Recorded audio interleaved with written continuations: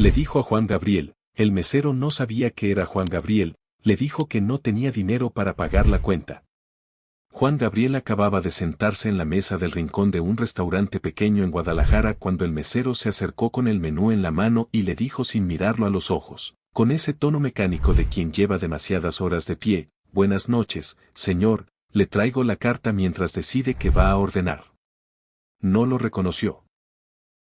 No tenía idea de que el hombre que estaba sentado frente a él, vestido con una chamarra oscura y unos lentes que le cubrían medio rostro, era el mismo artista que había llenado estadios en 3 continentes y vendido más de 100 millones de discos en toda su carrera.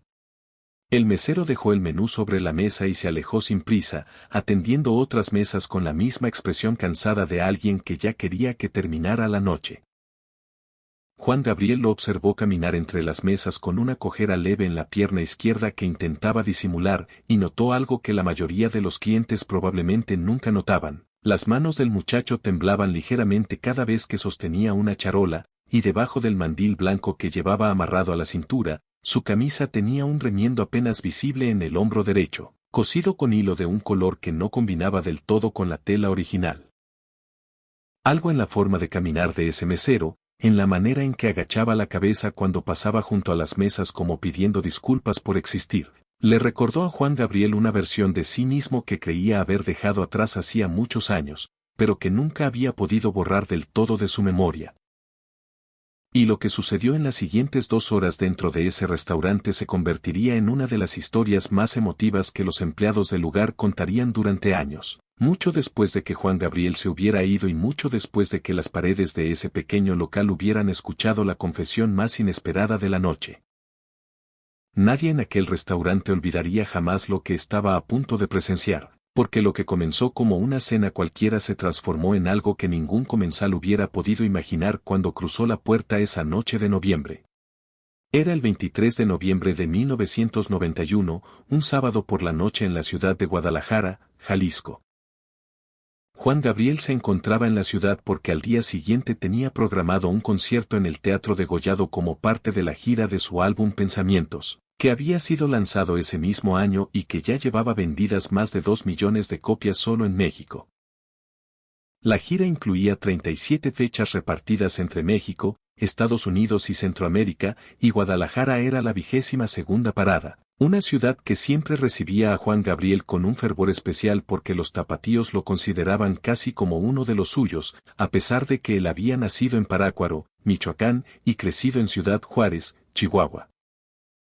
Las entradas para el concierto del Teatro Degollado se habían agotado en menos de 4 horas cuando salieron a la venta, con precios que iban desde los 80 pesos en la galería alta hasta los 1,500 pesos en las primeras filas de luneta. El teatro tenía capacidad para poco más de 1,000 personas, lo cual era inusual para un artista que normalmente llenaba arenas de 15,000 o 20,000 asientos, pero Juan Gabriel había insistido en hacer al menos un show íntimo en cada ciudad grande de la gira porque sentía que la conexión con el público era diferente cuando podía ver los rostros de cada persona en la audiencia. Esa noche del sábado, después de un ensayo técnico que había durado casi 3 horas en el teatro, Juan Gabriel le dijo a su manager que no quería cenar en el hotel. Llevaba semanas comiendo en hoteles de lujo y restaurantes elegantes donde lo reconocían apenas cruzaba la puerta, donde los gerentes salían a recibirlo personalmente y donde la comida llegaba con una reverencia que a veces lo hacía sentir incómodo. Quería algo diferente. Quería sentarse en un lugar donde nadie supiera quién era, donde pudiera comer tranquilo sin que la gente lo mirara como si fuera una aparición, donde la comida supiera a comida de verdad y no a presentación de revista. La gira de Pensamientos había sido particularmente agotadora para Juan Gabriel ese año. Llevaba 5 meses casi consecutivos viajando entre ciudades, durmiendo en hoteles diferentes cada semana, comiendo a deshoras, ensayando por las tardes y cantando por las noches ante multitudes que esperaban de él una energía sobrehumana que él siempre encontraba la forma de entregar, aunque por dentro sintiera que el cansancio le pesaba en los huesos como plomo derretido. A sus 41 años, Juan Gabriel estaba en la cúspide de una carrera que había comenzado en las calles más duras de Ciudad Juárez, donde un niño sin padre y con una madre que no podía mantenerlo había aprendido que la música era la única puerta que el destino le había dejado entreabierta. Había pasado por el internado, por la cárcel de Lecumberri siendo inocente, por años de tocar en bares donde la gente hablaba más fuerte que su guitarra, por el rechazo de disqueras que le decían que su estilo era demasiado emocional, demasiado vulnerable, demasiado todo para un público que supuestamente quería música más dura, más masculina, más de lo que el mercado dictaba. Pero Juan Gabriel nunca había cambiado su esencia por agradar a nadie, y esa obstinación por ser auténtico lo había convertido en el artista mexicano más exitoso de su generación, con más de 40 álbumes grabados, canciones que se habían convertido en himnos nacionales como Querida, Amor Eterno y No Tengo Dinero, y una conexión con su público que iba más allá de la admiración artística para convertirse en algo que se parecía mucho a la devoción. Esa noche en Guadalajara, después de horas de ensayo en el Teatro Degollado, donde había revisado personalmente cada detalle del sonido, las luces y la disposición de la orquesta de 32 músicos que lo acompañaba en esta gira, Juan Gabriel sentía una necesidad profunda de contacto humano real, de esos encuentros donde nadie espera nada de ti excepto que seas una persona normal sentada en una mesa pidiendo comida como cualquier otra. Era una necesidad que lo asaltaba periódicamente, especialmente después de muchos días seguidos de ser tratado como celebridad, como ídolo, como todo menos como un ser humano ordinario con hambre y ganas de una conversación que no empezara con un "me da su autógrafo" o un "puedo tomarme una foto con usted". Su manager, don Fernando Rodríguez, que lo conocía desde hacía más de 10 años y sabía que cuando Juan Gabriel decía algo así no había forma de disuadirlo, le sugirió un restaurante pequeño que alguien del equipo técnico le había recomendado, ubicado en una calle secundaria de la colonia americana, lejos de las zonas turísticas y de los restaurantes de moda donde cualquiera podría reconocerlo. El lugar se llamaba La Cocina de Doña Esperanza y era exactamente lo que su nombre sugería. Un restaurante familiar atendido por una señora mayor y su familia, con mesas de madera cubiertas con manteles de plástico a cuadros, una televisión vieja encendida en una esquina que transmitía un programa de variedades con el volumen bajo y un olor a chiles toreados y carne asada que se extendía hasta la banqueta de afuera.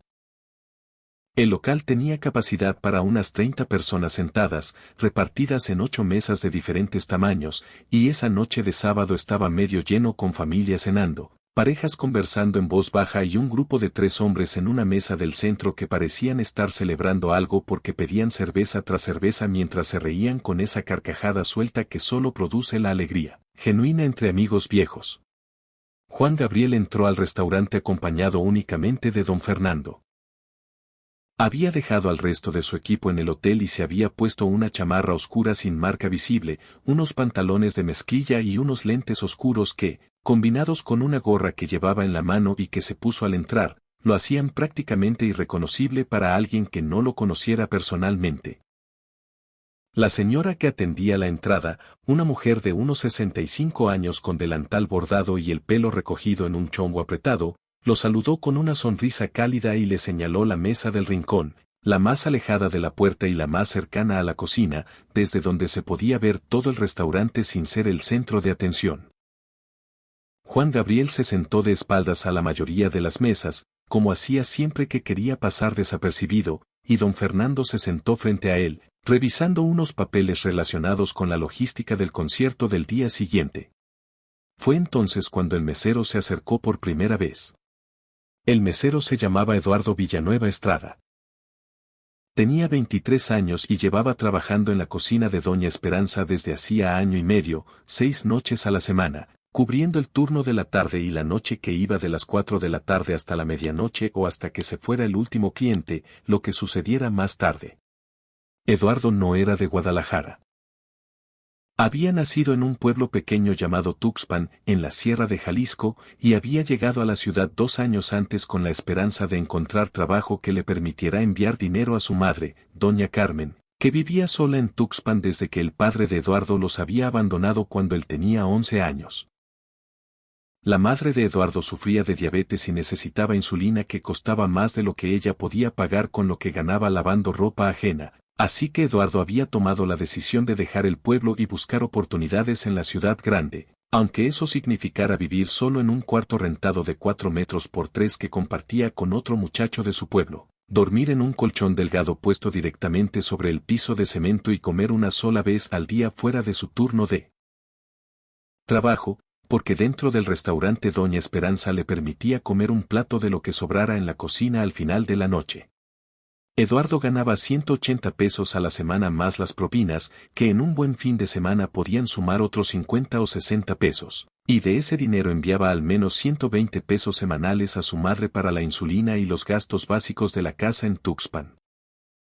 Lo que le quedaba apenas le alcanzaba para la renta del cuarto, el transporte en camión y algunas tortillas y frijoles para los días en que no trabajaba. Eduardo caminaba con esa cojera leve en la pierna izquierda porque 3 meses antes se había caído cargando cajas de refrescos en la bodega del restaurante y se había lastimado la rodilla, pero nunca fue al doctor porque no tenía dinero para una consulta y no quería faltar al trabajo porque cada día sin propinas era un día sin poder enviar dinero completo a su madre. Eduardo caminó hacia la cocina con las piernas temblándole ligeramente, no solo por el dolor en la rodilla que esa noche parecía haberse intensificado con la humedad que entraba por la ventana abierta del restaurante, sino por la tensión emocional de lo que acababa de decidir hacer. Mientras pasaba las órdenes al cocinero, un hombre corpulento llamado Don Beto que llevaba 20 años friendo carnes y picando cebollas en esa misma cocina y que tenía la costumbre de cantar corridos en voz baja mientras cocinaba, Eduardo pensaba en los 135 pesos que tenía en el bolsillo. Ese dinero representaba las propinas de toda la noche, un sábado que había sido mejor de lo habitual porque el grupo de los 3 amigos había sido especialmente generoso, dejando 60 pesos entre los 3, y una señora que cenó sola había dejado 25 pesos de propina sobre una cuenta de 80, algo que casi nunca pasaba. Eduardo había planeado enviar 100 pesos a su madre el lunes por la mañana en el giro postal que mandaba todas las semanas desde la oficina de telégrafos de la calle Hidalgo, y guardar los 35 restantes para completar la renta del cuarto que se vencía el viernes. Pero ahora esos planes se habían alterado porque una familia que no conocía necesitaba esos 135 pesos más que él, o al menos eso sentía Eduardo, que había heredado de su madre esa incapacidad constitucional de ver a alguien sufrir sin intentar hacer algo al respecto, aunque ese algo significara sacrificar lo propio. La rodilla le dolía especialmente por las noches, después de 8 horas de pie caminando entre las mesas, pero había aprendido a disimularlo bastante bien, o al menos eso creía él, porque la realidad era que los clientes atentos podían notar esa inclinación casi imperceptible cada vez que daba un paso con el pie izquierdo. Eduardo no sabía nada de música. Bueno, eso no era del todo cierto. Conocía las canciones que sonaban en la radio de la cocina mientras trabajaba, conocía los corridos que su madre cantaba mientras lavaba ropa en el patio de la casa de Tuxpan, y alguna vez había escuchado el nombre de Juan Gabriel porque su madre tenía un casete viejo de recuerdos que ponía los domingos por la mañana en una grabadora de pilas que ya casi no funcionaba. Pero Eduardo nunca había visto una fotografía de Juan Gabriel de cerca, nunca había ido a un concierto de nadie. Y la verdad era que la música ocupaba un espacio muy pequeño en su vida porque la mayor parte de su energía mental y emocional estaba dedicada a una sola cosa, sobrevivir y mantener a su madre viva con la insulina que cada mes costaba más. Lo que nadie sabía de Eduardo, ni siquiera Doña Esperanza que lo veía trabajar 6 noches a la semana, era que el muchacho cargaba con un peso adicional que iba más allá de la enfermedad de su madre y las estrecheces económicas. Eduardo había dejado la escuela después de terminar la secundaria porque simplemente no había dinero para más, y esa interrupción de sus estudios lo perseguía como una sombra que se hacía más larga cada año que pasaba. Había soñado con estudiar contabilidad, con sentarse detrás de un escritorio algún día y trabajar con números en lugar de charolas, con tener un empleo que no le destruyera las rodillas y la espalda antes de cumplir 30 años. Pero ese sueño se sentía cada vez más lejano, cada vez más irreal, como una fotografía que se va destiñendo con el tiempo hasta que ya no puedes distinguir lo que mostraba. Eduardo guardaba ese sueño en el mismo lugar donde guardaba el recuerdo de su padre desaparecido, en un rincón profundo de su memoria donde las cosas que duelen demasiado se almacenan para que no interfieran con la tarea inmediata de sobrevivir.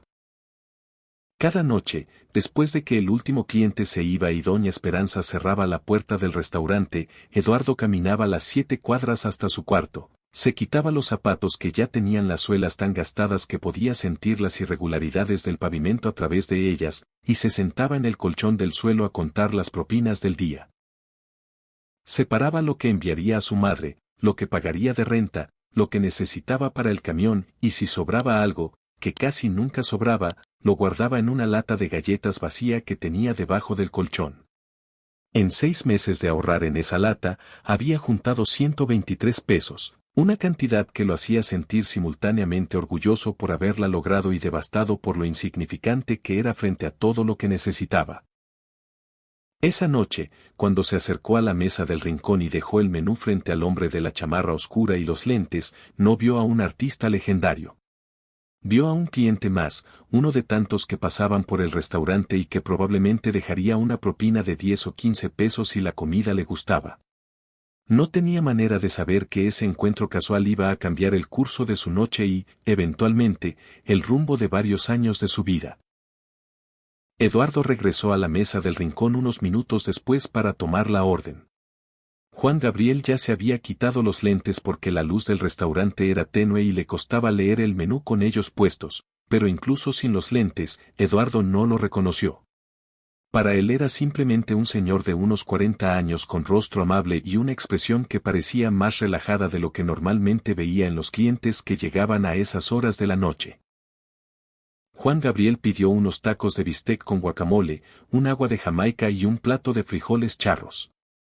Don Fernando pidió una carne asada con ensalada y una cerveza. Eduardo anotó todo en su libretita con la letra apretada y pequeña que usaba para ahorrar papel porque las libretas costaban dinero y la que tenía ya estaba por terminarse, y antes de irse a la cocina, Juan Gabriel le preguntó algo que ningún cliente le había preguntado antes en año y medio de trabajar ahí. Oiga, joven, ¿cómo se llama? Eduardo se detuvo en seco, sorprendido por la pregunta. Los clientes nunca preguntaban su nombre. Para la mayoría de ellos, él era simplemente mesero, joven, o en el peor de los casos, un chasquido de dedos o una mano levantada sin ni siquiera mirarlo. Eduardo, señor. Eduardo Villanueva, respondió con una mezcla de cautela y curiosidad. Eduardo, repitió Juan Gabriel, como si estuviera saboreando el nombre, como si quisiera recordarlo. Bonito nombre. ¿Y de dónde eres, Eduardo? Porque ese acento no es de Guadalajara. Eduardo sintió que algo se movía dentro de él con esa pregunta, algo que tenía que ver con el hecho de que alguien, un desconocido, un cliente cualquiera, se hubiera tomado la molestia de notar de dónde venía, de preguntar por su nombre como si realmente le importara la respuesta. De Tuxpan, señor. En la Sierra de Jalisco, dijo Eduardo, y sin saber por qué, añadió algo que normalmente no le contaba a nadie. Vine a Guadalajara hace 2 años buscando trabajo para ayudar a mi mamá. Juan Gabriel asintió despacio con esa mirada que las personas que lo conocían bien describían como una capacidad casi sobrenatural de hacer que la otra persona sintiera que era la única en el mundo. ¿Y tu mamá está bien?, preguntó con voz suave. Eduardo tragó saliva. Esa pregunta, tan simple, tan directa, lo tomó desprevenido porque nadie en Guadalajara le preguntaba por su madre. Nadie en el restaurante, ni siquiera doña Esperanza, que era buena persona pero estaba demasiado ocupada con su propio negocio para indagar en la vida personal de sus empleados. Está enferma, señor, dijo Eduardo, y su voz se quebró ligeramente en la última palabra, como una grieta fina en un vaso que todavía sostiene el agua pero que amenaza con romperse en cualquier momento. Tiene diabetes y necesita su insulina cada mes. Por eso trabajo aquí, para mandársela. Don Fernando levantó la vista de sus papeles y miró a Juan Gabriel, porque conocía esa expresión en su rostro.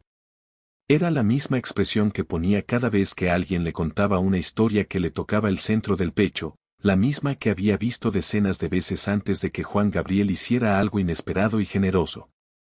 Pero Juan Gabriel no hizo nada en ese momento. Simplemente asintió, le agradeció a Eduardo y le pidió que les trajera la comida cuando estuviera lista.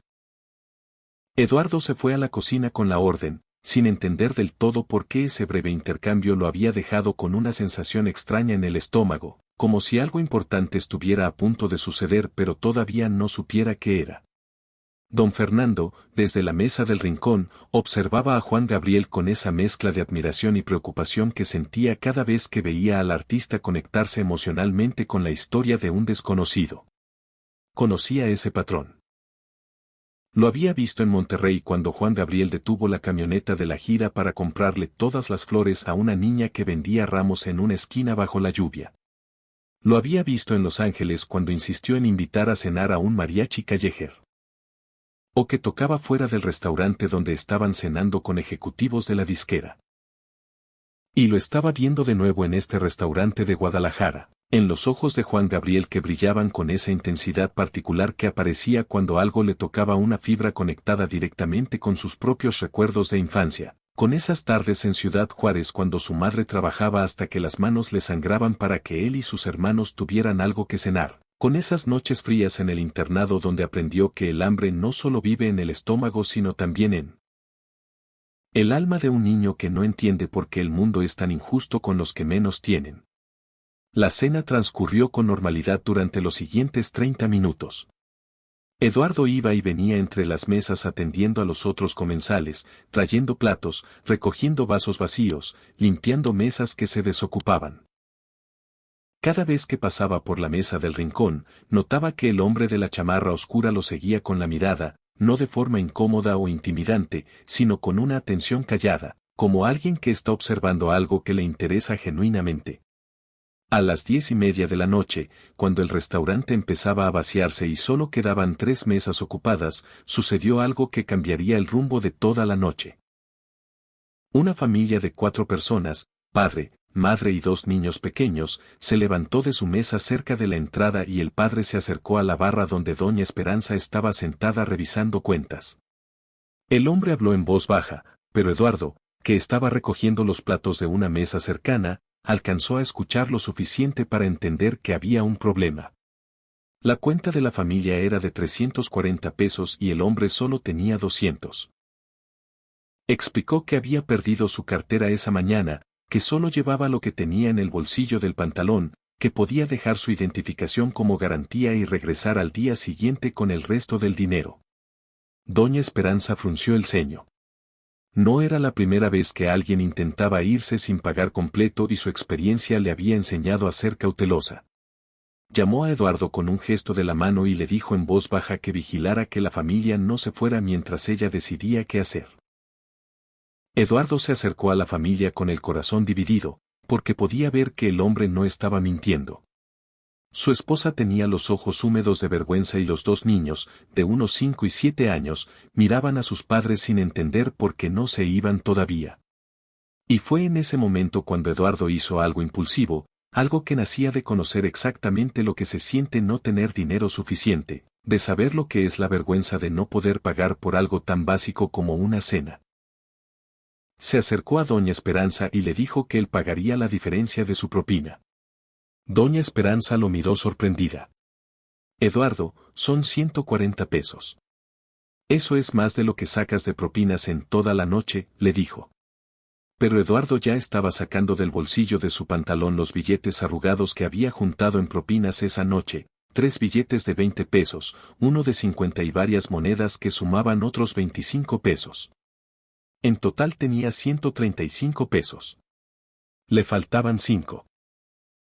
Eduardo miró los billetes en su mano y sintió que el peso de esos 5 pesos faltantes era más grande que todo el dinero del mundo, porque representaban exactamente lo que siempre le pasaba, estar casi al alcance de poder ayudar pero nunca llegar del todo.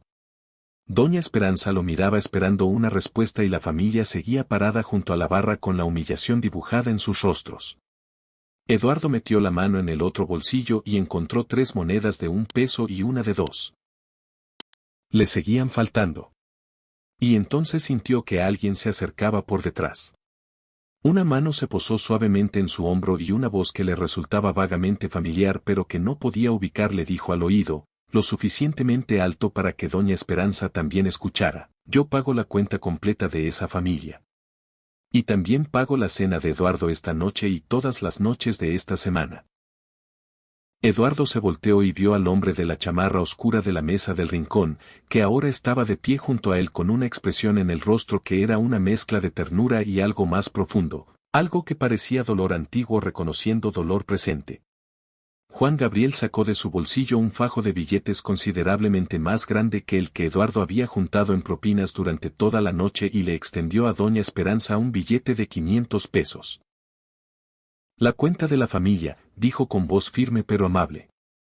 Luego sacó otro billete de 500. Y esto es para que Eduardo no tenga que gastar sus propinas ayudando a otros cuando él mismo necesita cada peso que gana. Doña Esperanza tomó los billetes con expresión de asombro. La familia junto a la barra miraba la escena sin entender del todo lo que estaba pasando. El padre intentó hablar, intentó agradecer, pero Juan Gabriel levantó la mano con gentileza y le dijo, no me agradezca a mí. Agradézcale al muchacho que estaba dispuesto a dar todo lo que tenía para que usted no pasara vergüenza frente a sus hijos. Eso es algo que el dinero no puede comprar. La madre de los niños se llevó la mano a la boca y las lágrimas que había estado conteniendo finalmente cayeron por sus mejillas. Los dos niños miraban a Juan Gabriel con esos ojos grandes que tienen los niños cuando presencian algo que no entienden del todo pero que sienten profundamente. Eduardo estaba paralizado. Sus manos todavía sostenían los billetes arrugados de sus propinas y su cerebro intentaba procesar lo que acababa de suceder. Este desconocido, este hombre que había pedido tacos de bistec y agua de Jamaica, acababa de pagar la cuenta de una familia que no conocía y de proteger las propinas de un mesero que tampoco conocía, sin pedir nada a cambio, sin buscar reconocimiento, sin siquiera dar su nombre. Señor, dijo Eduardo con la voz más frágil que había usado en mucho tiempo, ¿por qué hizo eso? Juan Gabriel lo miró directamente a los ojos y le respondió con una pregunta que hizo que el silencio del restaurante se sintiera más denso que nunca, ¿por qué lo ibas a hacer tú? Eduardo no supo qué responder.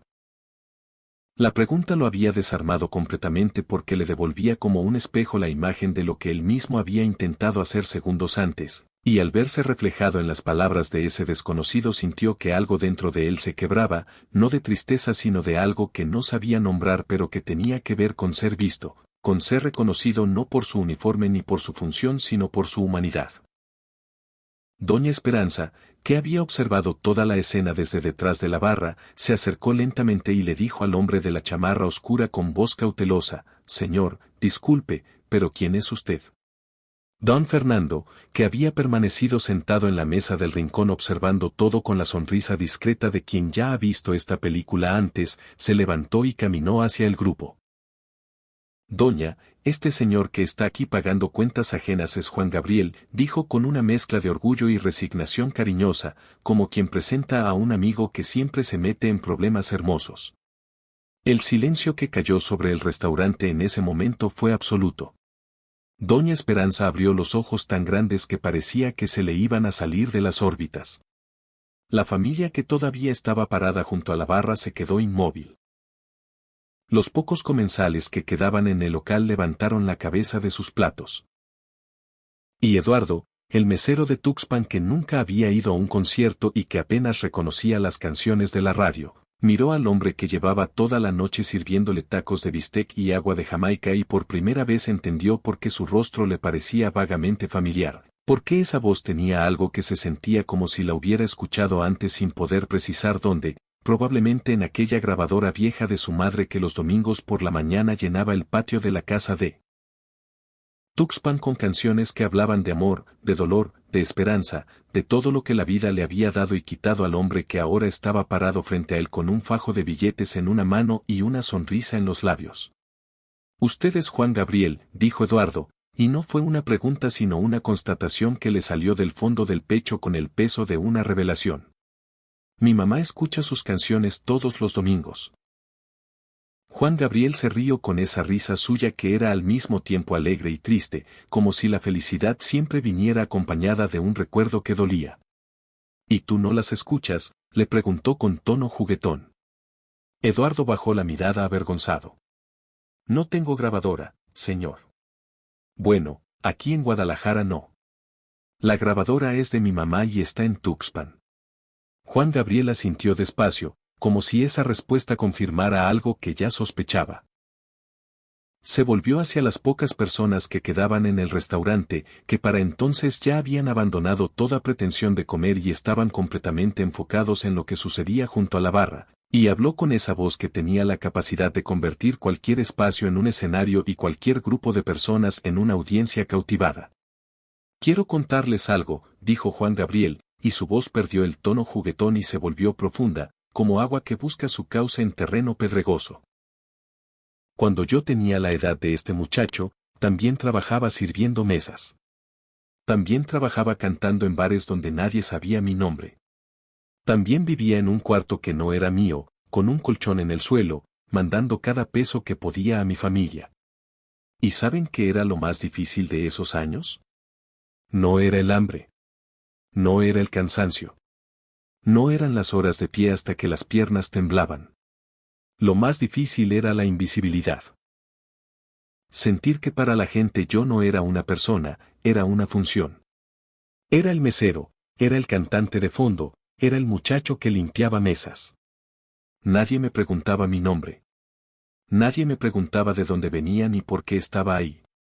Hizo una pausa y miró directamente a Eduardo, que tenía los ojos húmedos y los labios apretados intentando contener una emoción que crecía en su pecho como una ola que no puede detenerse. Esta noche vi a Eduardo hacer algo que yo no hubiera tenido el valor de hacer a su edad, continuó Juan Gabriel.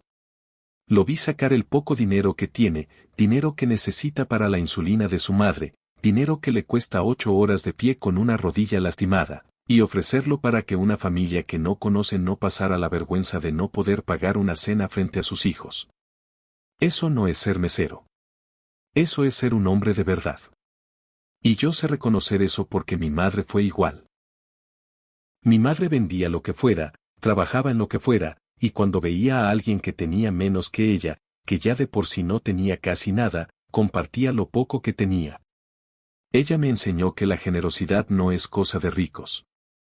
La generosidad es cosa de personas que entienden lo que se siente no tener. El padre de la familia que seguía parado junto a la barra bajó la cabeza y las lágrimas comenzaron a caer sobre el piso de mosaico del restaurante. Su esposa lo abrazó por la cintura y los dos niños se aferraron a las piernas de sus padres, sintiendo esa energía indescifrable que los niños siempre perciben cuando algo importante está sucediendo entre los adultos aunque no entiendan las palabras exactas. Doña Esperanza se limpió los ojos con la orilla de su delantal y el cocinero, que había salido de la cocina atraído por el silencio inusual, se quedó parado en la puerta con un cucharón en la mano y expresión de quien no sabe si está soñando o despierto. Juan Gabriel se volvió hacia Doña Esperanza y le habló con la naturalidad de quien está proponiendo algo que ya tiene completamente pensado. Doña, quiero hacer algo y necesito su ayuda. Quiero que Eduardo pueda enviarle a su madre el dinero completo de esta semana sin preocuparse por la renta ni por la comida. Así que voy a dejar dinero suficiente para cubrir sus gastos del mes. Pero no quiero que Eduardo sienta que es caridad. Porque lo que él hizo esta noche no es de alguien que necesita caridad, es de alguien que merece oportunidades. Eduardo levantó la mano como intentando detener lo que estaba escuchando. Señor, no puedo aceptar eso. Yo solo hice lo que me parecía correcto. No necesito que me paguen por eso, dijo con una firmeza que sorprendió incluso a él mismo, porque las palabras salieron de un lugar de orgullo que no sabía que tenía tan a flor de piel. Pero Juan Gabriel negó con la cabeza sonriendo, con esa sonrisa que las personas que lo conocían describían como imposible de contradecir, porque combinaba ternura con una determinación que no admitía réplica. Eduardo, no te estoy pagando por lo que hiciste. Te estoy devolviendo algo que el mundo te debe. Porque tú trabajas honestamente, cuidas a tu madre enferma, caminas con una rodilla que te duele y nunca te quejas, y encima de todo eso, cuando ves a alguien que la está pasando mal, sacas lo poco que tienes para ayudar. El mundo le debe mucho a la gente como tú, y esta noche yo puedo pagar una parte de esa deuda. Uno de los hombres del grupo que había estado celebrando en la mesa del centro se puso de pie. Tenía los ojos rojos y la cerveza olvidada en la mesa. Yo quiero cooperar también, dijo con voz ronca. Yo gano bien y puedo dar algo para este muchacho. Su amigo se levantó también. Yo igual. ¿Cuánto necesita para la insulina de su mamá? Y antes de que Eduardo pudiera reaccionar, el tercer hombre del grupo ya estaba sacando su cartera. La pareja que estaba en una mesa cerca de la ventana se miraron entre sí, intercambiaron unas palabras en voz baja, y la mujer levantó la mano. Nosotros también queremos ayudar, dijo. Y así, en cuestión de minutos, algo que había comenzado como un gesto individual de Juan Gabriel se transformó en algo colectivo, en una corriente de generosidad que recorría el pequeño restaurante como un río que encuentra su cauce después de años de sequía. Doña Esperanza puso un frasco de vidrio vacío sobre la barra, de esos donde guardaba los chiles en escabeche, y la gente comenzó a acercarse para dejar billetes y monedas.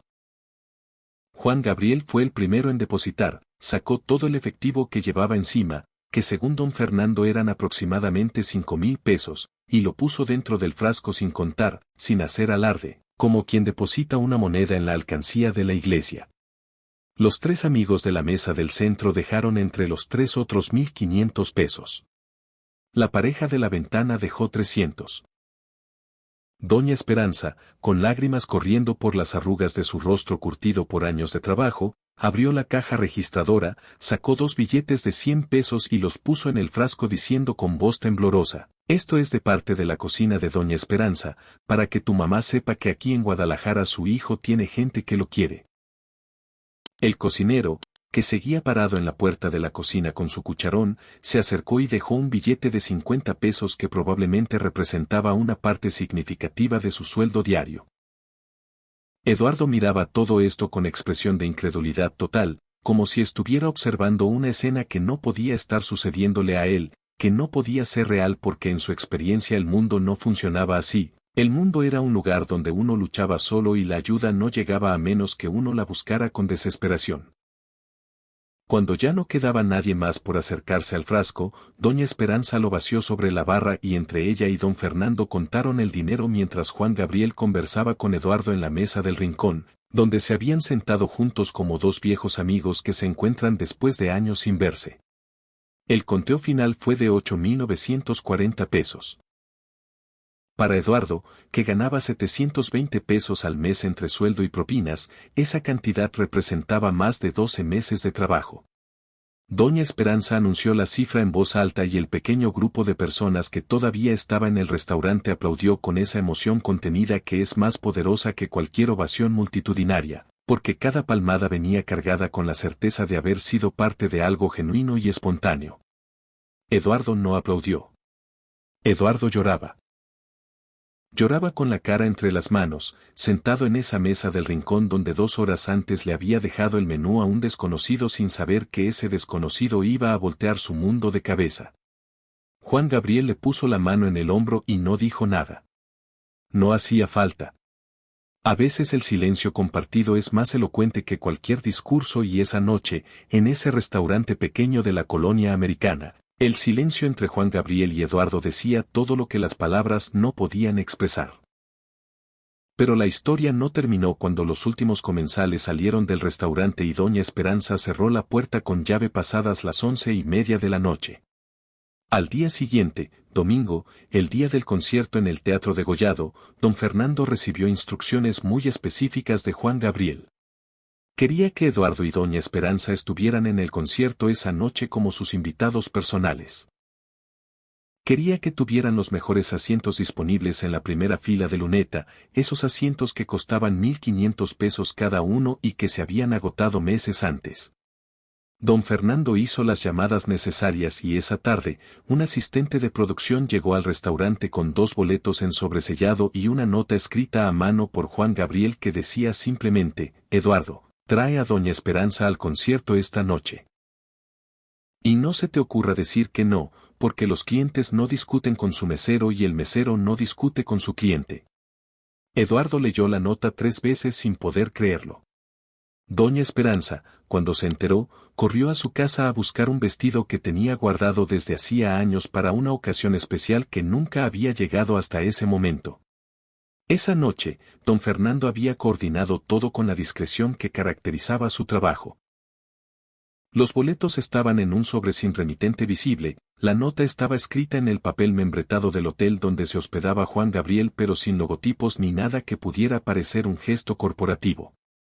Era importante para Juan Gabriel que cada detalle de lo que hacía por la gente se sintiera personal, humano, como si viniera de un amigo y no de una celebridad. Cuando Eduardo y doña Esperanza llegaron al Teatro Degollado esa noche del domingo, caminaron por el vestíbulo de mármol con los ojos abiertos como platos, maravillados por los candelabros de cristal que colgaban del techo, por las columnas neoclásicas que enmarcaban las puertas de acceso, por el murmullo elegante de más de 1000 personas vestidas para una noche especial. Eduardo llevaba puesta la única camisa de vestir que tenía, la misma que había usado el día que llegó a Guadalajara buscando trabajo, planchada con cuidado esa mañana usando una plancha prestada por la vecina del cuarto de al lado. Doña Esperanza llevaba su vestido azul de ocasiones especiales, el mismo que se había puesto para el bautizo de su nieto hacía 3 años, con un broche de bisutería en el pecho que brillaba bajo las luces del teatro como si fuera una joya auténtica. Un asistente de producción los recibió en la entrada y los guió hasta sus asientos en la primera fila, y cuando Eduardo se sentó en esa butaca de terciopelo rojo y miró hacia el escenario vacío donde en pocos minutos aparecería el mismo hombre que la noche anterior le había preguntado su nombre en un restaurante de manteles de plástico, sintió que la distancia entre su vida real y este momento era tan grande que parecía imposible que ambos existieran en el mismo universo. Eduardo y doña Esperanza se sentaron en la primera fila del Teatro Degollado, rodeados de personas que habían pagado fortunas por esos asientos, y cuando Juan Gabriel salió al escenario con su traje brillante y la orquesta comenzó a tocar los primeros compases, Eduardo entendió finalmente lo que su madre sentía los domingos por la mañana en Tuxpan cuando ponía aquel casete viejo en la grabadora de pilas.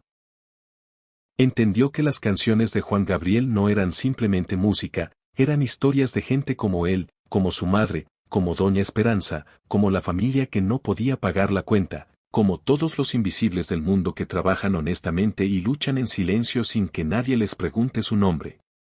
Después del concierto, Juan Gabriel pidió que llevaran a Eduardo al camerino.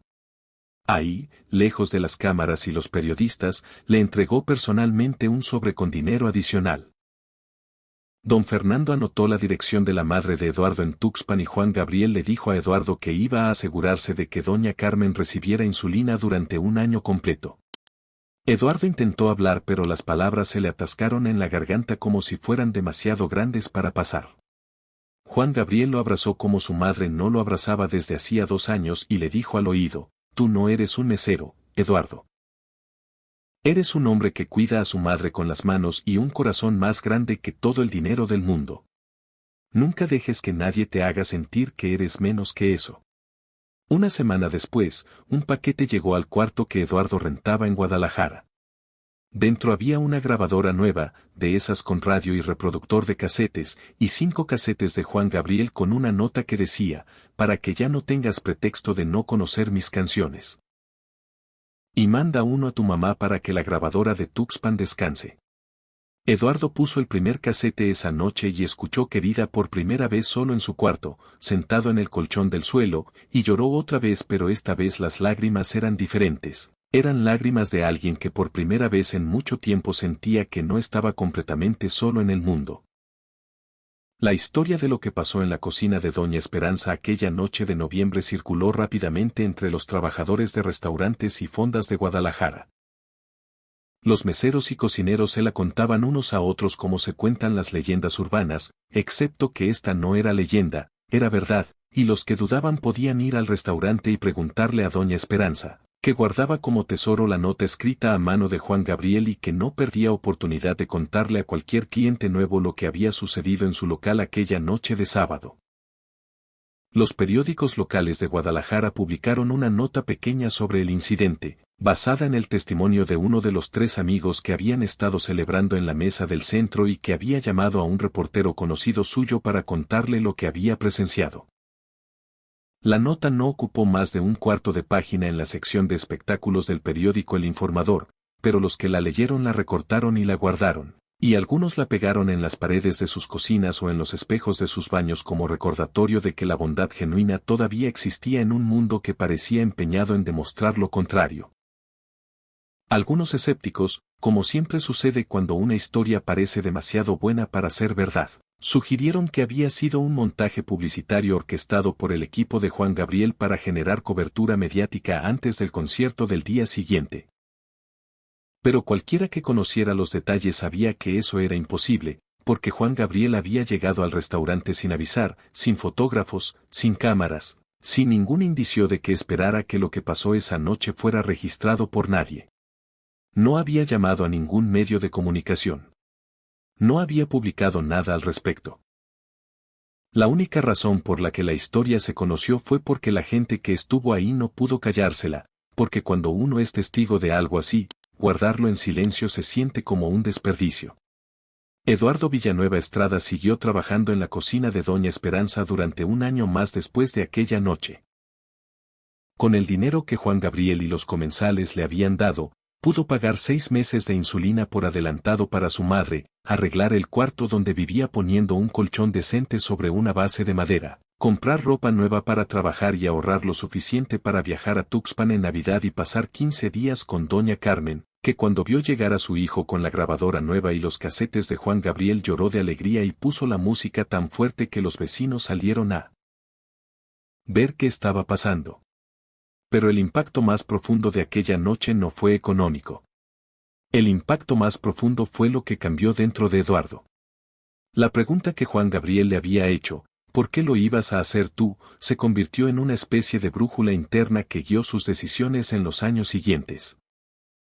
Un año después de aquel encuentro, Eduardo usó parte de sus ahorros para inscribirse en un curso de contabilidad que se daba los lunes y martes por la mañana, sus únicos días libres. 2 años después consiguió empleo en una empresa pequeña de construcción como auxiliar administrativo, ganando el doble de lo que ganaba como mesero. Y 5 años después de aquella noche de noviembre de 1991, Eduardo tenía un empleo estable. Había logrado traer a su madre de Tuxpan a Guadalajara para vivir con él en un departamento pequeño pero digno, y la insulina de Doña Carmen estaba cubierta por un seguro médico que el trabajo de Eduardo incluía entre sus prestaciones. Eduardo mantuvo la costumbre de contar esta historia a los meseros jóvenes que conocía en su camino profesional, no como anécdota de famosos sino como prueba de que la dignidad del trabajo honesto es algo que las personas verdaderamente grandes reconocen y honran. Cada vez que contaba la historia, el detalle que más impactaba a quienes la escuchaban no era el dinero, no eran los boletos para el concierto ni la grabadora nueva. Lo que más impactaba era la pregunta que Juan Gabriel le había hecho: ¿cómo se llama, señor? Esa pregunta, tan simple, tan elemental, contenía un poder que iba más allá de la cortesía. Era un acto de reconocimiento, una declaración de que la persona que estaba enfrente merecía ser vista, nombrada, escuchada. Y Eduardo entendió con los años que esa había sido la verdadera lección de aquella noche. Que antes de dar dinero, antes de ofrecer ayuda material, Juan Gabriel había dado algo que no cuesta nada pero que vale todo: atención genuina, interés real en otro ser humano, la disposición de mirar a alguien a los ojos y tratarlo como igual independientemente de las circunstancias que lo separaban. Eduardo nunca volvió a ver a Juan Gabriel en persona, pero cada domingo por la mañana ponía los casetes que le había regalado y escuchaba las canciones con su madre, y cada vez que sonaba Querida o Amor Eterno, recordaba la noche en que un desconocido de chamarra oscura le preguntó su nombre, le preguntó por su madre y le demostró que la generosidad no necesita escenario ni público ni aplausos, que a veces sucede en un restaurante medio vacío un sábado por la noche entre desconocidos que descubren que tienen más en común de lo que jamás hubieran imaginado. Juan Gabriel, por su parte, nunca mencionó públicamente la historia de Eduardo y la cocina de Doña Esperanza. Cuando algún periodista le preguntaba sobre sus actos de generosidad, respondía siempre con la misma frase que usaba como escudo contra la adulación: yo no hago nada especial. Solo hago lo que me enseñó mi madre. Pero las personas que trabajaban con él notaron que después de esa noche en Guadalajara, Juan Gabriel desarrolló una costumbre nueva que mantuvo durante años. Cada vez que llegaba a una ciudad de gira y salía a cenar a algún restaurante, se tomaba el tiempo de hablar con los meseros. Les preguntaba su nombre, de dónde eran, si tenían familia. Y siempre, sin excepción, dejaba propinas que eran 10 o 20 veces más grandes que la cuenta, no por ostentación sino por algo que tenía que ver con su propia historia, con los años en que él también había sido el muchacho que servía mesas y que nadie miraba a los ojos. En varios restaurantes de diferentes ciudades de México y de otros países, las paredes guardan historias similares, momentos en que Juan Gabriel vio algo en un mesero, en un cocinero, En una persona de limpieza que le recordaba su propio pasado y actuaba en consecuencia, siempre en silencio, siempre sin cámaras, siempre con esa combinación de generosidad material y generosidad emocional que lo hacía preguntarle a la gente invisible no cuánto necesitaba sino cómo se llamaba, porque sabía que a veces lo que más falta nos hace no es dinero sino que alguien nos vea, que alguien nos pregunte nuestro nombre y nos mire a los ojos como si fuéramos la persona más importante del lugar. Hoy, más de 30 años después de aquella noche en la cocina de Doña Esperanza, la historia de Eduardo y Juan Gabriel sigue contándose entre la gente de la colonia americana en Guadalajara. El restaurante cerró en 2003 cuando Doña Esperanza se retiró por problemas de salud, pero la nota escrita a mano de Juan Gabriel sobrevive, enmarcada y colgada en la sala de la casa de la familia de Doña Esperanza como prueba de que una noche de sábado, en un lugar que no era ni famoso ni importante, sucedió algo extraordinario entre personas ordinarias. Y la historia se cuenta no como un cuento sobre la fama o el dinero, sino como un recordatorio de que la verdadera grandeza de una persona no se mide por cuántas personas la reconocen cuando entra a un restaurante, sino por cómo trata a las personas que no la reconocen. Porque aquella noche, Juan Gabriel no fue el artista que llenaba estadios ni el ídolo que vendía millones de discos.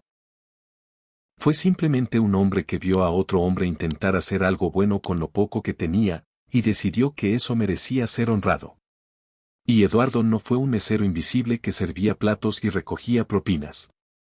Fue un ser humano cuya dignidad y generosidad brillaron tanto en aquel restaurante pequeño que atrajeron la atención de alguien que sabía reconocer esa luz porque él mismo la había llevado dentro durante toda su vida.